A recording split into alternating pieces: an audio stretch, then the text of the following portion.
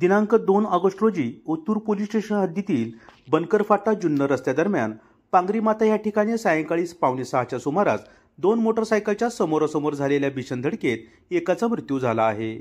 रजत राजेंद्र शिंदे वय 25 राहणार शिरोली बुद्रुक तालुका जुन्नर असे हे अपघातात मृत्यू झालेल्या युवकाचे नाव असून मिळालेल्या माहितीनुसार रजत हा त्याच्याजवळील हिरो होंडा कंपनीची पॅशन प्रो गाडी क्रमांक MH14EB1835 वरून बनकर फाट्यावरून जुन्नरच्या दिशेला जात असताना हिरो होंडा कंपनीची CD डिलक्स क्रमांक MP46MX3765 यावरील इसम विरुद्ध दिशेकडून येत असताना समोरासमोर येऊन दोन गाड्यांची धडक होऊन हा अपघात झाला.